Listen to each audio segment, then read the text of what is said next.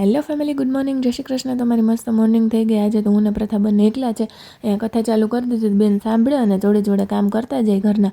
અને હવે રસોડાનું કામકાજ બધુંય બાકી છે, કારણ કે ટિફિન હોય એટલે એ કામ એક બાકી રહે, બાકી બધું તો કામ થઈ ગયું. હવે રસોડાનું કામ છે એ કરશું. અને થઈ ગઈ હતી બપોર, અને બપોરના 3 વાગી ગયા હતા. અને પ્રથાબેન ઉઠી પણ ગયા હતા, કારણ કે વહેલા સૂતા હોય એટલે વહેલા ઉઠી જાય. અને હવે અત્યારે જો ધમા ચકડી બોલાવે બેડ ઉપર, તો હવે એને થોડીક વાર રમાડીશ. સાંજ સુધી જો કામ રમાડવાની જ છે. અને અત્યારે સાંજ પડી પણ ગઈ. અને અહીંયા જો અમારા ચકલીબેન મસ્ત દાણા ચણવા આવ્યા. અને અમારા અહીંયા ચકલીબેન અમારા રમકડાથી રમે, અને બધા રમકડા કાઢ્યા ને, તો આજે જો એ રમવામાં થોડીક બિઝી છે. તો અમુક રમકડા જે તૂટી ગયા હોય ને બધા સરખા કરતી હતી, કપડાં સંકે લઈ ગયા. અને હવે રમકડાથી રમશું.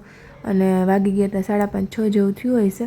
તો હવે અમે નીકળ્યા બહાર. તો અહીંયા જો પ્રથાને કોથળી પકડાવી દીધી ને, તો એ મસ્ત બધા ગોઠલા ત્યાં પડ્યા હતા ને, તો એવા મસ્ત મોટા માણસની જેમ બધું ભરે ને. મેં કીધું ને અહીંયા સાફ કરના, તો મસ્ત જો બધા ગોઠલા ભરવા માંડી. અને હવે એ કામ પતી ગયું, તો અમે બે મા દીકરી મસ્ત અહીંયા બધું સાફ કરીને ફ્રી થયા ને, તો ભૂખ લાગી એટલે ભેળ બનાવી હતી. અને પડી ગઈ હતી પાછી રાત, એટલે સાંજે મસ્ત જો ખાટિયા ઢોકળા બનાવ્યા હતા. તો હું ને જઈને અમે ત્રણે મસ્ત ડિનર કરી લઈએ. અને મળીએ કાલના વ્લોગની સાથે. બાય બાય બધાને, જય શ્રી કૃષ્ણ.